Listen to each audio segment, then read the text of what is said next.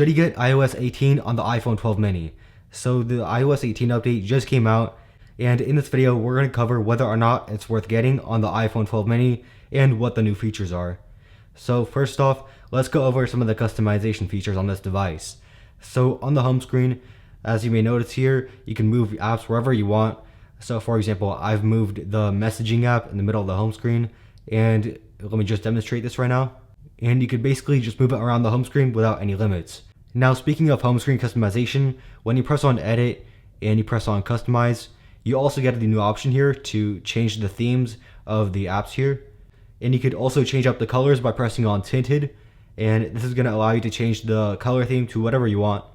And you also get the option to choose between larger and smaller icons. Now this button here changes between light and dark mode, and this button allows you to select whichever color that exists on your home screen. So for example, I could select this red color, and that's what the theme is going to change to. So moving on to the control center, we actually get a lot of new features here. So you get a whole new menu, and you could also customize it by holding down here. And then you get the option to add controls without having to go into the settings app. And there's just a whole ton of different options that you could choose from. And this one definitely has to be one of my favorite features. With this update, we've also got some new wallpapers. So if I go into the notification center and hold down on this lock screen, and then I go over here to add new wallpapers, you'll see that that there's a new section for iOS 18 wallpapers. So this is just one of them, but this update comes with 4 of these new wallpapers. And that's basically all there is for the customization in iOS 18. Now moving on to the calculator app, one feature that I've been waiting for a long time to get is the ability to check your calculator's history. So for example, if I do 66 times 6, I could just press on this button on the corner, and I'll be able to see my entire history of whatever I put in on the calculator. And we also have this new calculator button that allows us to switch between basic, scientific, and math notes. And this button allows you to convert the currency. And that's basically it for the calculator app. Now another feature that I've been also waiting for a long time is the ability to lock apps and also hide them. And basically when you hold down on an app, there should be an option to lock and hide the app, so that you have to type in a passcode or use Face ID in order to unlock it. However, you can see that the feature hasn't been implemented yet, so I guess we'll have to wait until a later update. Now you might have noticed earlier that there's a new app for passwords, and this is a pretty awesome feature considering that many password apps in the past have been hacked. But if you do use Windows or other operating systems and you want to share your passwords across those, then you probably shouldn't be using this. Now if we go into the journal app, we will get a pop-up with all the new features that come in this app. So you can basically lock your journal, and there's some other features that I don't know about yet. Now moving on to the messages app, we do have a lot of new features there. So first off, we've got RCS messaging, which is more compatible with Android, and it's basically the future of messaging. So I'm not really sure of a lot of the features with RCS messaging, but one of them is that you can see when Android users are typing. Also, with iOS 18, when you hold down on a message, you could use one of these 6 new effects, and the only new one here is the nerd emoji.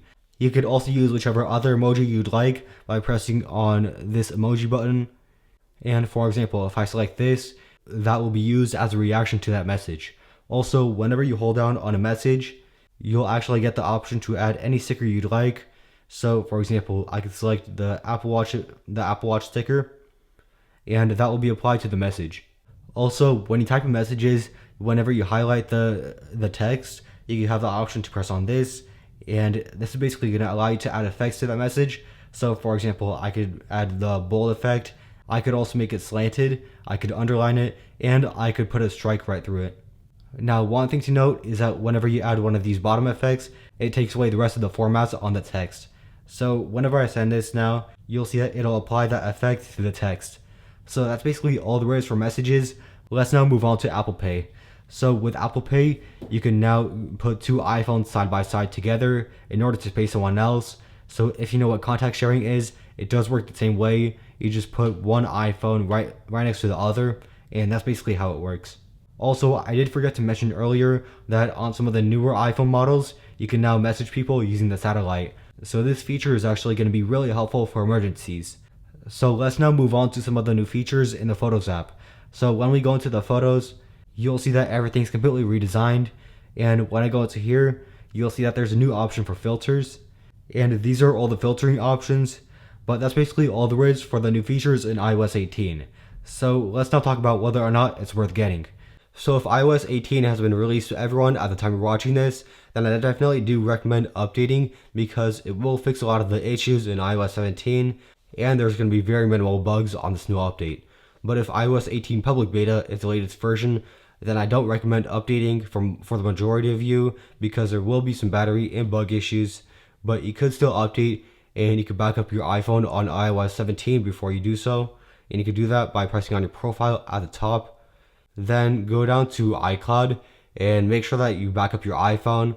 Then if iOS 18 beta has any major issues, then you could downgrade back to iOS 17 and save all your phone's data.